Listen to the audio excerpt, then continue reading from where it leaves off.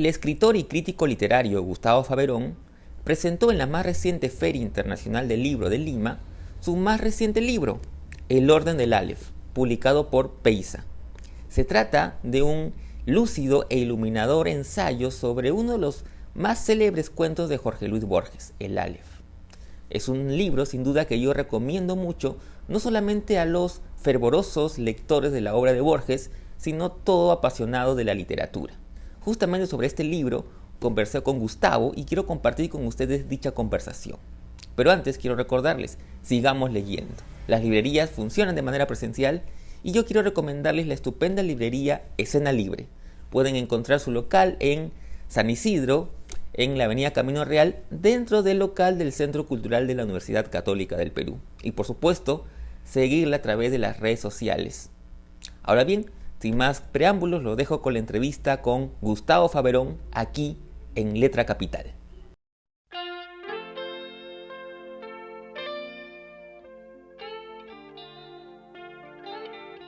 Hola Gustavo, ¿cómo estás? Primero que nada, gracias por tu tiempo y por permitirnos esta charla sobre tu más reciente libro, que es El Orden del Aleph, un ensayo sobre un cuento de Jorge Luis Borges que ha sido publicado por Peiza en una muy bonita edición, con una carátula realmente bonita. ¿Cómo estás, Sí, Gustavo? sí. Bien, Carlos, gracias. ¿Cómo estás tú? Gracias por la invitación. Bueno, quería empezar la charla antes de hablar de algunas cuestiones del libro que me han parecido muy interesantes. Quizás empezar con tu primera aproximación como lector a Borges, ¿no? Este escritor argentino pues que tiene tanta influencia, a veces para bien, a veces para mal en muchos autores, ¿no? ¿Tú recuerdas la primera aproximación a Borges como lector? No, ¿sabes qué? No me lo había preguntado, además, ni me lo ha preguntado nadie tampoco en estas semanas, pero ahora que lo dices, no recuerdo cuál fue la primera vez que leí a Borges. No sé si fue yo sé que muy al principio de la universidad ya lo había leído, pero no sé si recién en la universidad, si ya lo había leído en el colegio. Lo que sé es que la primera vez que lo leí ya con mucha atención estaba en el primer año de la universidad, ¿no? Y fue por Luis Jaime Cisneros, ¿no? Que era un lector asiduo de Borges, ¿no? Y que además tenía la costumbre de recitar de memoria partes de la Aleph. De hecho, la parte que más me llama la atención a mí, o a cualquiera, creo, del cuento, ¿no? Que es la famosa enumeración caótica de la Aleph. Es una cosa que escuché, y de hecho está en la dedicatoria del libro, ¿no? Ahora que lo recuerdo, a Luis Jaime. Eh, por eso, Luis Jaime decía el cuento de una manera tal que te daba la impresión de que lo estaba escribiendo en ese instante, ¿no? Además que Luis Jaime, claro, eh, se había criado en Argentina. O sea, además, Luis Jaime tenía un acento sutilmente porteño, digamos, ¿no? No tenía un típico acento limeño, ¿no? Lo cual lo hacía más realista, ¿no? Además que era un sabio anciano, digamos, ¿no? Ah, además tenía un tono de voz también bastante peculiar, ¿no? Claro, pero daba la impresión de estar como recitando la Odisea constantemente, ¿no es cierto? Lo Ujú. hacía todo más interesante, pero sí. Con Luis Jaime. Luego, y luego fue en la universidad, bueno, porque creo que casi todos los amigos que me rodeaban, que tenían interés en la literatura, eran lectores de Borges, ¿no? Y creo que casi sin darme cuenta, en algún momento yo me volví un poco más lector de Borges que los demás, pero de hecho yo no soy el más borgiano de mis amigos, digamos, ¿no? Yo tengo amigos como Félix Reati, por ejemplo, que me citan de memoria de pronto fragmentos de la Aleph, justamente. Este, a Félix le gusta mucho citar el Aleph, que es una cosa que yo no tengo tanta memoria, ¿no? Eh, pero no era raro, digamos, en mi grupo de amigos, incluso los que no eran gente que estudiara literatura, como Félix, ¿no? Eh, Ser muy cercano a Borges, ¿no? Yo creo que la gente más o menos de mi edad, en algún momento extraño en el que Vargas Llosa ya no es la única influencia local, digamos, ¿no? Como ha sido con la gente un poco mayor que yo, ni es solamente Arguedas. Si estabas en la Católica, obviamente estabas en el momento del regreso de la influencia de Arguedas, no desde estudios de los estudios literarios, sino desde las ciencias sociales, ¿no? La reivindicación, digamos, un poco de Arguedas. Eh, eh, pero Borges estaba ahí para todo el mundo, digamos, ¿no? Para quien quisiera, ¿no? Y de hecho yo creo que Borges es probablemente el primer escritor hispano eh, que los peruanos aprendieron a asumir como parte de su propia tradición, aunque no fuera peruano, digamos, ¿no? Es difícil pensar en un escritor eh, contemporáneo peruano que no tenga alguna marca de Borges, digamos, ¿no? Casi como si fuera un escritor local, ¿no? Y es simplemente porque es demasiado global, ¿no? Ujú. Claro. Eh, sí, pues es verdad. Incluso a veces como un antagónico, ¿no? Digamos, Vargas Llosa creo que hablaba sobre eso, ¿no? Que él era, digamos que todo lo que Borges planteaba era lo que Sartre, que él era un seguidor de Sartre, más bien combatía, ¿no?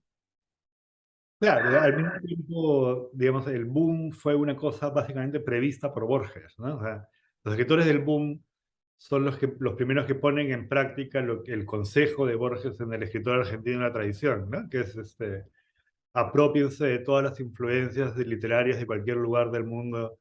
Si lo satisfacen, son parte de la tradición de ustedes, ¿no? No esperen a que una cosa esté escrita llena con color local y que no se queden siempre siendo escritores nacionales, digamos, ¿no? Este, sí, yo creo que cualquier aparente antagonismo entre Borges y la gente del boom está como declarado en las palabras de la gente del boom, por aquí y por allá, pero completamente negado en la obra de la gente del boom, ¿no? O sea, García Márquez no existiría sin Borges, Claro, Vargas se terminó escribiendo un libro sobre sobre Borges. Borges, este, cuando tú escuchas a Fuentes citar a los escritores de la tradición anglosajona que lo influyen, como si fuera Borges citando la lista de sus escritores favoritos, ¿no? Henry James, Thomas de Queen, ¿no? Mm.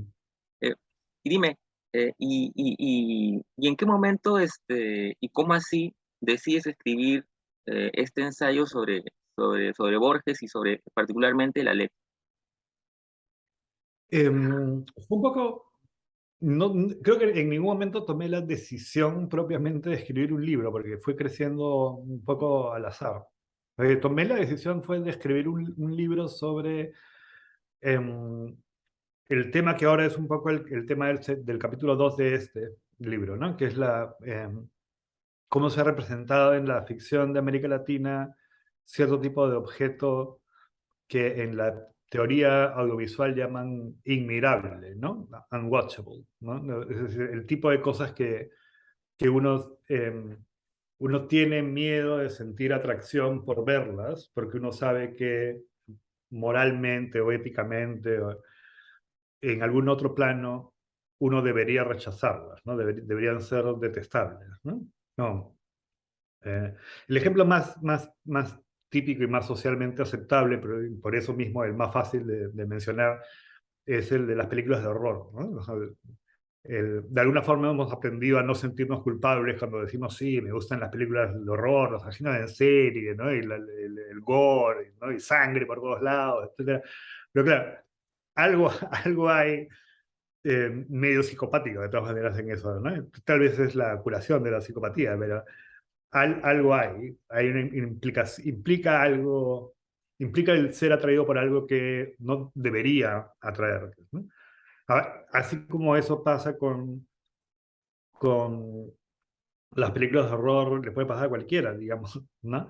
Este, hay algo peculiar, digamos, en la fascinación de los filósofos contemporáneos con el Holocausto, por ejemplo, ¿no?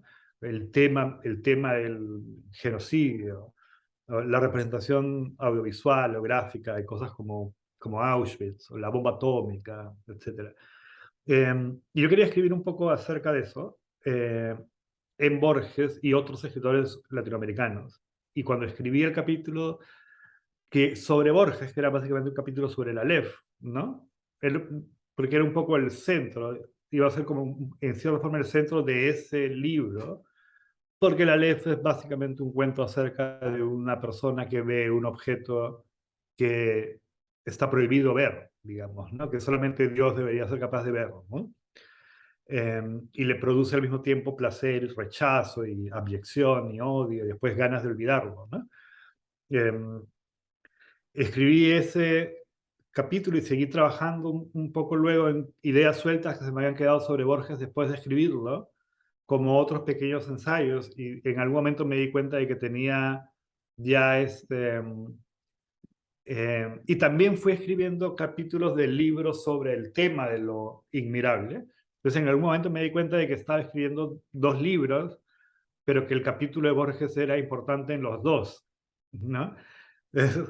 Es un problema que tenía los libros cruzados, ¿no? Yo tuve que tomar la decisión, por eso te decía, yo no es que en algún momento haya decidido escribir libros sobre Borges, lo que tuve que hacer fue decidir cuál de los dos libros que sin darme cuenta ya estaba escribiendo no podía publicar, porque tenía que elegir entre uno o el otro. Entonces decidí terminar el de Borges y el otro publicarlo, que de hecho ya lo publiqué, publicarlo por fragmentos, por capítulos, ¿no? Como artículos independientes, ¿no? Un ensayo sobre Quiroga, sobre Horacio Quiroga, un ensayo sobre ciertas novelas gráficas latinoamericanas, otro ensayo sobre Fogwill, etc. Ahora que mencionas eso de digamos, no mirable, ¿no? Eh, recordaba que también en el libro tú mencionas que creo que en una primera versión Borges nombra a la relación entre la chica y Carlos Argentino como hermanos, ¿no? Eh, pero que sin embargo cambia de idea y los hace primos. Bueno, luego primos hermanos. Claro, cuando Borges escribió el cuento, Borges era pareja de Stella Cantor, ¿no? Que era escritora, periodista con cierta A la que le dedica el formación cuento, además, si no me psicoanalítica, equivoco. a la que está dedicado el cuento. Ujú. Eh, y Stella Cantor era un personaje muy escandaloso en Buenos Aires, entre otras cosas, porque más de una vez había dicho que las mejores relaciones sexuales que había tenido en su vida las había tenido con su hermano. Una cosa que también le debe haber pasado, también se le debe haber dicho a Borges, probablemente, ¿no? Este, y, y claro, Borges claramente cuando comienza a escribir el cuento, tiene la intención de que los otros dos protagonistas, ¿no? Pues siendo uno el que se llama Borges, digamos, los otros dos, Carlos Argentino Daneri eh, y Beatriz Viterbo, sean hermanos, ¿no?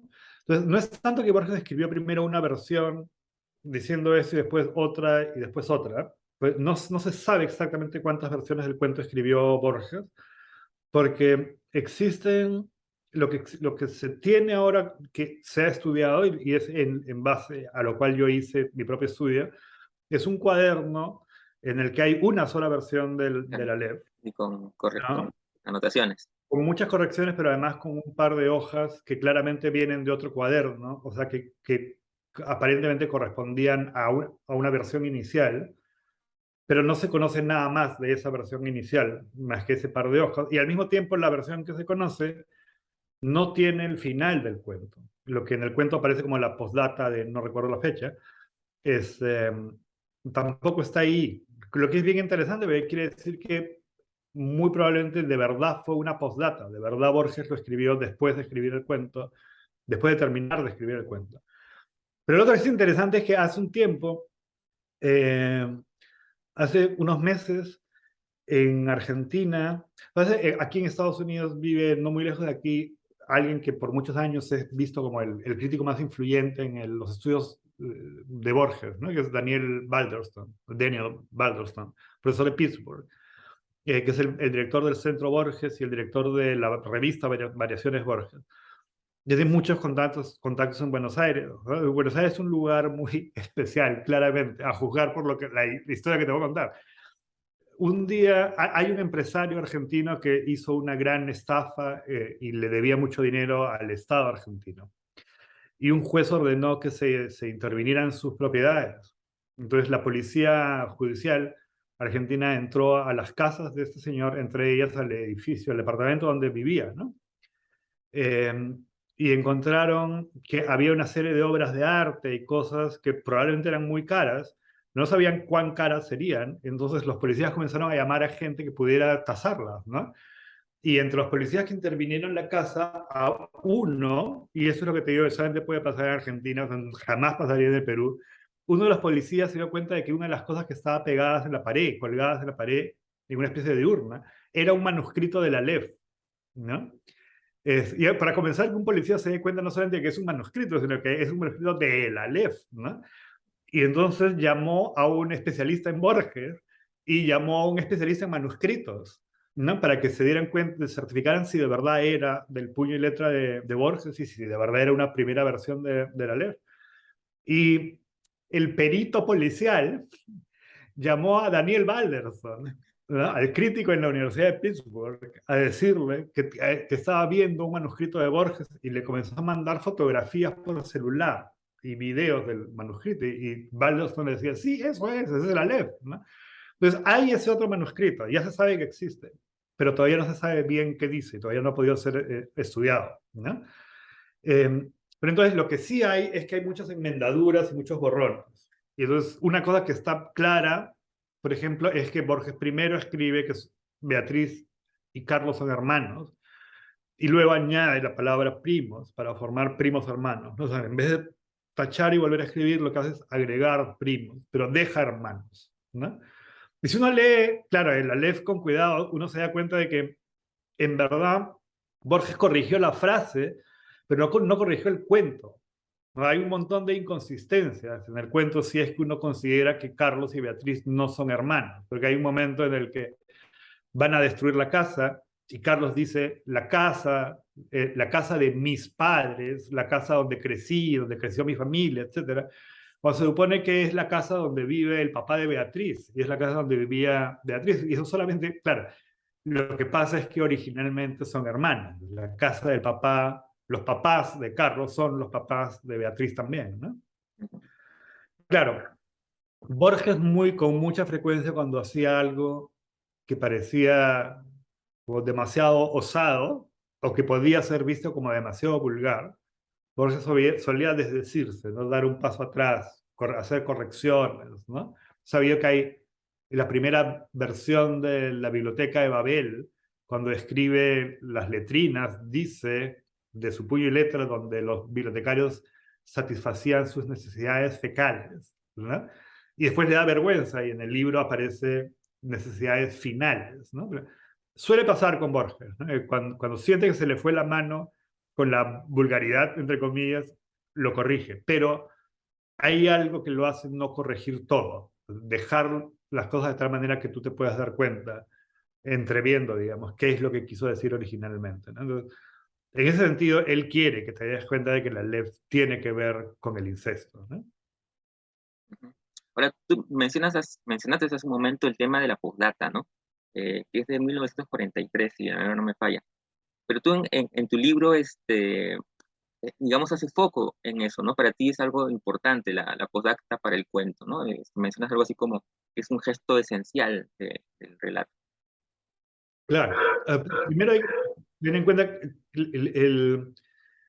es el cuento se supone que es escrito en el año 41. El cuento es escrito de verdad entre febrero y los primeros días de septiembre de 1945.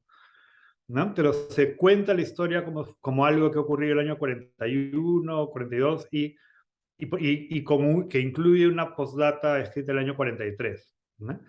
De verdad, la relación entre el cuento y la postdata es una relación de un texto y una postdata, porque de verdad, aparentemente, Borges escribió todo el cuento hasta agosto del 45 y después escribió la postdata en septiembre del 45. La postdata es una postdata, pero no son de verdad de las fechas que él pone, ¿no? Esos son fechas, son parte de la ficción, digamos, ¿no? Las fechas del cuento son todas muy importantes, además, ¿no? Las fechas del cuento y las fechas en que escribe el cuento. Tienen mucho que ver con el cumpleaños de Beatriz, por ejemplo, es la fecha del suicidio de Hitler. Hay ese tipo de alusiones. La fecha de la postdata es una fecha que a Borges claramente lo atrae mucho. Se la ha puesto a muchas cosas distintas en distintos cuentos, ¿no? En varias ficciones de Borges es una fecha en la que pasan una serie de cosas. Y, y no son fechas gratuitas tampoco, son las fechas de... El, sabes que yo me acordaba de...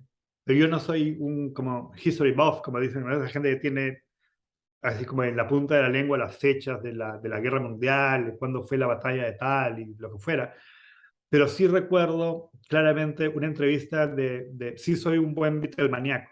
Me acuerdo de una entrevista a Paul McCartney en el que él contaba cómo en la celebración de su primer cumpleaños había habido un bombardeo, uno de los bombardeos de Hitler a Inglaterra, ¿no? Y eso es pues la fecha de la postdata, ¿no? La fecha de la postdata es parte te hace notar que el cuento está ocurriendo mientras Hitler está destruyendo Inglaterra, ¿no? En el primer bombardeo, este, y el segundo, perdón, bombardeo de Inglaterra, ¿no? En los que básicamente se destruye Londres, ¿no? Y hay una alusión en el cuento, en la famosa enumeración caótica, de las cosas que menciona es, vi un laberinto roto, era Londres, ¿no?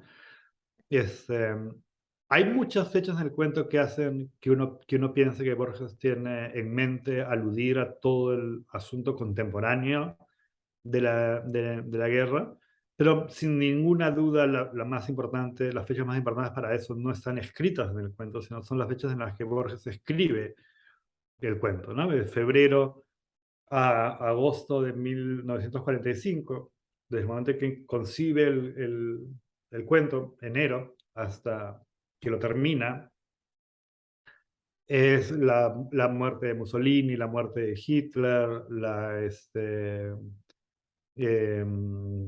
la liberación de los campos de concentración, la liberación de Auschwitz por el ejército ruso, la bomba en Hiroshima, la bomba en Nagasaki, la rendición del emperador de Japón, y 20 días después, más o menos, Borges entrega el cuento a la revista Sur, ¿no? Y parte de toda la concepción, digamos, hipotética mía en el libro es que Borges está comentando algo acerca de eso, ¿no? Del final de la Guerra Mundial, ¿no? Sí, sí, sí, es algo Y también. claro, perdón, para redondearlo con lo que decía antes, esa es la fecha de la hiperabundancia de imágenes inmirables, ¿no? De cosas que la gente hubiera preferido no ver, pero que era casi imposible negarse a ver, ¿no? Como las fotografías de las víctimas o de los sobrevivientes, víctimas y sobrevivientes de los campos de concentración, o las ruinas de Hiroshima, Nagasaki, etcétera, ¿no? Ujú. Sí, sí, sí, sí. Sí, eso también, también te quería preguntar, pues, ¿no? Cómo el contexto es importante para Borges en este cuento, ¿no?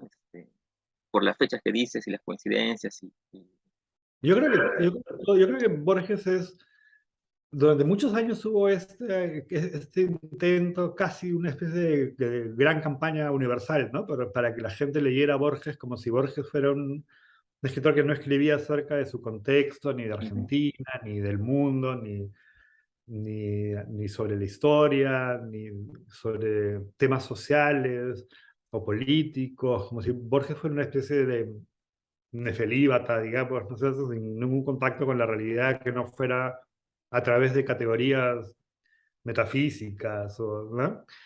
Y claro, uno entiende por qué los críticos pueden haber pensado algo más o menos así, digamos, sobre todo al principio, Borges está constantemente deliberando sobre esos temas, ¿no es cierto? Sobre todo cuando uno va más allá de los cuentos de Borges, uno se encuentra muy rápidamente con los temas de los ensayos de Borges, la refutación del tiempo, la vindicación de la realidad, la historia de la eternidad, ¿no? Y claro, todo suena muy metafísico y con ciertos cuentos de Borges uno tiene la misma impresión, ¿no? Las ruinas circulares, digamos, el inmortal, pero luego hasta cierto punto, ¿no? En algún momento uno se tiene que dar cuenta de que primero no es lógico, no tiene mucho sentido, ni siquiera imaginar a una persona, mucho menos a un escritor, pero a cualquier persona, que no esté influida por su tiempo, su época, por la política, la economía, las ideas de su tiempo. Eh, y luego que no es nada razonable con Borges, porque Borges escribe mucho, mucho, mucho acerca de las cosas que ocurren en su época. Borges escribió cuentos sobre Perón, ¿no? Borges fue perseguido por el peronismo por escribir directamente sobre el régimen, ¿no? La fiesta del monstruo, ¿no? El famoso cuento que escribió con Bioy Casares. Pero la guerra mundial, el antisemitismo, el milagro secreto, Deutsches Requiem, eh, Tlon, Uqbar Orbis Tertius. Hay tantos cuentos de Borges eh, que uno entiende mucho mejor cuando uno piensa, ok, acuérdate de que eso lo está escribiendo mientras ocurre esto en el mundo. Recuerda que ese cuento no ha existido desde siempre, como aparece a veces con los cuentos de Borges, sino que fue escrito por un señor un día, un mes después de Pearl Harbor, ¿no? Recuerda que eso fue escrito mientras se peleaba la guerra mundial en el frente francés, digamos, ¿no? Recuerda que Pierre Menard, autor del Quijote, es escrito mientras los nazis están ocupando Francia. ¿Qué relación puede haber entre una cosa y la otra, ¿no? ¿Qué cosa es un personaje como Pierre Menard, por ejemplo, o el narrador del cuento de Pierre Menard, autor del Quijote? ¿Qué cosa es a ojos de alguien como Borges un crítico que piensa que puede reinterpretar los libros arbitrariamente y asignarles el significado que le dé la gana, ¿no? Entonces, tendemos a pensar que en Pierre Menard como qué cuento tan libre, es Borges diciendo que cualquier cosa puede significar cualquier cosa, pero eso tiene mucho sentido cuando uno piensa en quién es Borges. Borges es un lector demasiado erudito y demasiado oculto, ¿no? Sea, si uno piensa más bien lo contrario, ¿no? ¿Qué pasa si Borges está diciendo, ok, miren el rango de hasta dónde podría llegar la limitación de nuestro pensamiento si pensamos como nazis? O sea, si pensamos que podemos simplemente aplastar las ideas ajenas con mis ideas hasta destruir la idea ajena y colocar la mía encima, ¿no? Como una especie de lápida sobre las ideas de los demás, ¿no? Y todo eso, muchas de las cosas comienzan a aparecer simplemente cuando uno pone en contexto a Borges, con solo pensar en cuándo escribe Borges, porque Borges escribe muy urgentemente. El cuento sobre el judío condenado a muerte que le pide a Dios un minuto más de vida para imaginar algo, una cosa más en el mundo, es escrito unas semanas después del comienzo del Holocausto, ¿no? Deutsches Requiem, que es la confesión de un subdirector de un campo de concentración nazi, es escrito durante los juicios de Nuremberg. Así de absolutamente inmediato es Borges, ¿no? Es como lee el periódico, mira qué está pasando en ese momento y concibe una ficción en relación con eso. De hecho, eso es una de las cosas que me hizo encontrar lo que yo creo que existe como relación entre el Aleph y las cosas que estaban pasando cuando Borges escribió el Aleph, ¿no? Como el final de Auschwitz y las bombas atómicas, ¿no? Un poco para ir terminando, bueno, hay varias cosas las que te quería preguntar, pero ya se nos va el tiempo. Pero, por ejemplo, tú reflexionas en torno al mismo Aleph, digamos, la letra, el hecho el nombre de la letra, que es más importante en el relato, ¿no? Claro, en sí es importante porque digamos,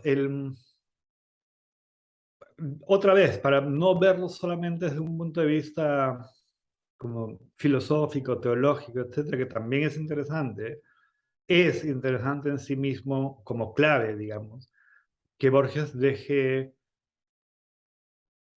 ponga como nombre en 1945, o sea, un mes después de liberado Auschwitz, Borges esté poniéndole como nombre clave a la posibilidad del ser humano de entender el universo, la primera letra del alfabeto hebreo.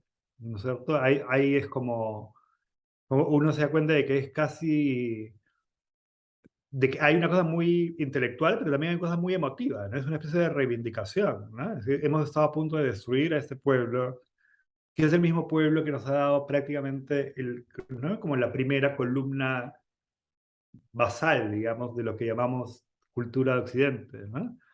Borges es alguien que creía en el concepto de cultura occidental, ¿no? Este, pero claro, al mismo tiempo, eh, un poco la libertad de interpretar en muchos niveles viene de cuentos como, o los cuentos de Borges en general, viene también de esa misma asunción de Borges de casi como la ficción de que él estuviera escribiendo todos sus cuentos de la manera en que los rabinos cabalísticos, digamos, interpretan las escrituras sagradas, ¿no? En muchos niveles de significación posibles, ¿no? Eh, como la cábala, ¿no? Donde una letra como Aleph significa muchas cosas simultáneamente. La sola letra, ¿cierto? La unidad, la divinidad, la unión del ser humano con Dios, la relación recíproca entre la humanidad y la divinidad, etc. Este, pero al mismo tiempo, claro, una cosa que es tan recurrente en la obra de Borges, ¿no? ¿Recuerdas La muerte y la brújula? ¿No? La idea del el escritor asesino, ¿no? Y el crítico suicida, digamos, ¿no? Que se mandan mensajes y se interpretan mutuamente y creen que lo que están descifrando, o uno de ellos cree que lo que está descifrando, escrito por el otro, es el nombre secreto de Dios, ¿no? El tetragramaton, que es justamente el nombre en letras hebreas, el nombre de Yahvé, ¿no? Sí, bueno, y parte para cerrar, porque me doy cuenta de que dejé una pregunta tuya media, ¿cierto? Parte de la importancia de la postdata del cuento es que Borges le atribuye la escritura de esa postdata a un antisemita, ¿no? Que es el capitán Richard Barton, no Richard Barton el actor, ¿no? El escritor. Este, porque en la postdata lo que dice es el Aleph no existe, el Aleph era falso, etcétera, etcétera. Si es que hay un Aleph de verdad, no lo tienen, no está en el mundo judío, sino que está enterrado debajo de una mezquita en el Cairo, por lo tanto es inaccesible a los judíos, una cosa bien trágica. Pero Borges le atribuye la autoría de todo ese texto a un antisemita, que es por definición para Borges un personaje dudoso, que puede estar mintiendo, ¿no? Entonces, es interesante, ¿no? El, en cierta forma, Borges necesita escribir la postdata, porque en toda la obra de Borges, una cosa que nunca funciona, Borges nunca lo hace, es que alguien que quiere descubrir todo, llegue a descubrirlo, ¿no? La única otra vez en que algo parecido ocurre es la muerte de la brújula, y entonces al que descubrió eso lo terminan matando. Y el Borges de la Aleph también debería morirse, simplemente, ¿no? Porque ha visto una cosa que está prohibida, ¿eh? Entonces, lo único que puede hacer es reprimirla y negarla. Decir, no, no, yo no vi nada, yo no vi nada, ¿no? Pero es mentira, ¿no? Mi hipótesis es que es mentira, ¿no? A Borges ve el Aleph en el Aleph, ¿no? Irrefutable. Cierto, es verdad, incluso teme que el mismo Carlos Argentino lo asesine, ¿no? En un momento.